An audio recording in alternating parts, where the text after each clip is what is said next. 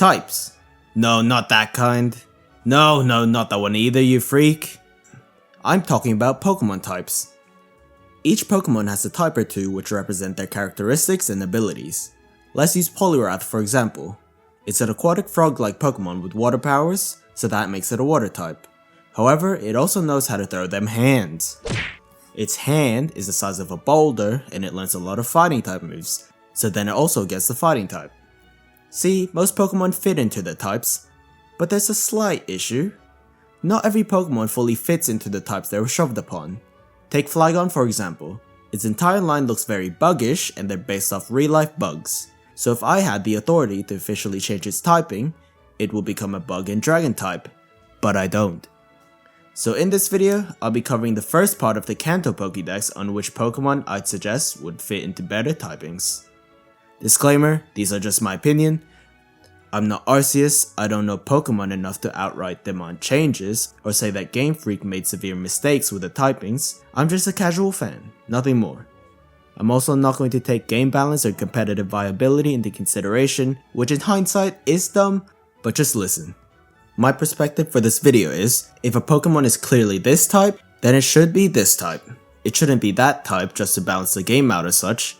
We'll just keep things simple. Alright, now that's done, let's get on with the video. So first things first, let's go over one honorable mention, which is Butterfree. I was on the fence on giving it the Psychic typing instead of Flying for one particular reason.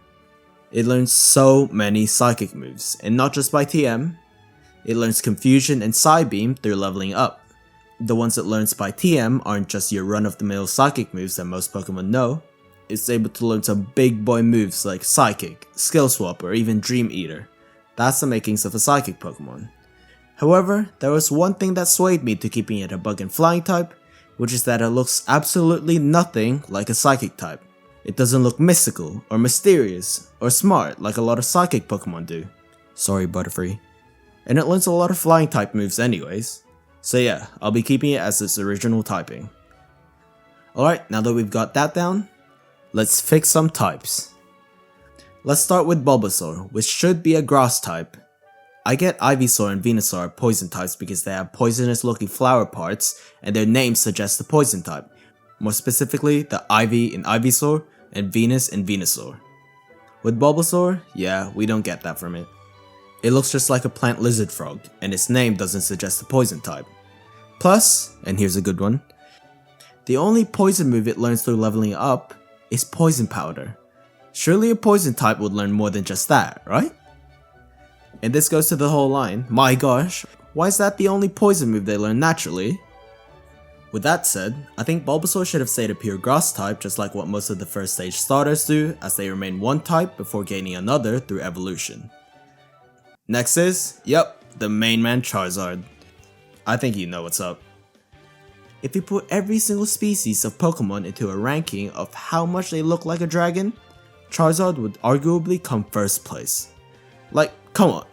It looks like a dragon, behaves like a dragon, and fights like a dragon? GameFreak even knows it's a dragon, giving it the Dragon Mega form. Why else would Lance, a dragon specialist, use it in his team? No, he's not a flying specialist, get out of here. I get why they didn't give it the dragon type. In Gen 1, they kept the dragon type as some sort of boss level type with only Dragonite having it. There's also the issue with starter type balance they have to consider. However, Charizard is a flying fire breathing dragon, meaning it's a dragon at base and the fire is secondary. If it shouldn't be a dragon type, then it shouldn't have looked like the most dragon looking Pokemon ever. Next up is Blastoise, which I'm going to give the Steel type to. Giving it the Steel type is a pretty common suggestion, and for good reason. First up, its cannons are legit metal, simple. It's also based off a tank, as we can tell from the War in War Turtle's name, and the cannons on Blastoise's back. And the final reason is that it learns Flash Cannon when evolving, which is a Steel move. It can learn a couple other more, but that's the gist. So yeah, with those reasons listed, I think that big boy fairly fits the Steel type. Following Blastoise, we have the Pidgeot line. Here's my statement. I don't like how the regional birds are typed, mainly because we plopped down the normal type to most of them. I get why they did, since they're just normal birds and nothing else. They're based off an eagle, or an owl, or a pigeon. However, I'd much prefer if we kept them as pure flying types instead for 3 reasons. 1. Adding the normal typing to the flying type neutralizes its resistance to fighting type moves, so that just cucks them. 2. The amount of normal type moves it learns is the same amount as the average Pokemon, whether if they're normal type or not. Compared to the amount of flying type moves it learns though, yeah, it's minuscule. 3. It keeps the theme for the regional birds. We already have the regional rodents who all get the normal type. We also have some common animal Pokemon who also get the normal type. There's also the regional bugs and fish who get their respective bug and water types. So why can't the regional birds and other bird Pokemon just get the flying type without being cucked by the normal type? Yeah, that's my opinion at least. Next is the Fearow line, which I'm giving the same argument about just like Pidgeot. I think it should be a pure flying type. However, there is another point to discuss this time. It's pretty common to suggest that Fearow should be a flying and dark type because of its mean look, behavior, and name. I've also seen suggestions that it should be a flying fighting type because of similar reasons. I do agree since Fearow's concept as a mean looking bird who is an a-hole is pretty cool and fits the dark and fighting type. If I were to remake Pokemon, it would become as such. However, I'd like to clear some misinterpretations of the Fearow line.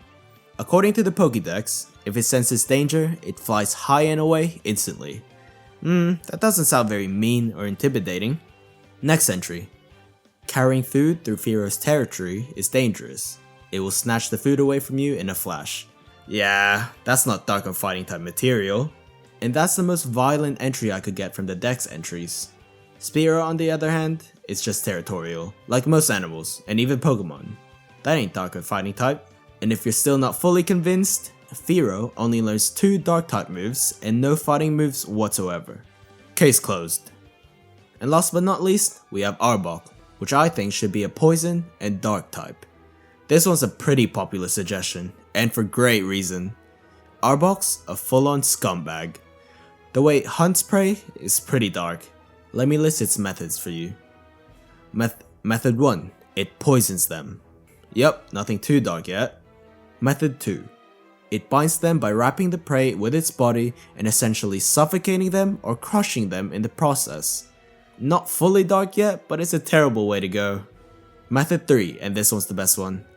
It intimidates them so much to the point that they're practically frozen and paralyzed in fear. The pattern on its hood isn't too scary, but seeing them in the dark really gives perspective. Imagine you're out in the woods at night, all alone, and you hear rustling behind you. You turn around, and you see this. Yup, dark type it is. Back to Arbok, we're not finished. It's also stated to be very vengeful in nature, chasing prey no matter how far they go. See, it's too much of a menace to not be dark type.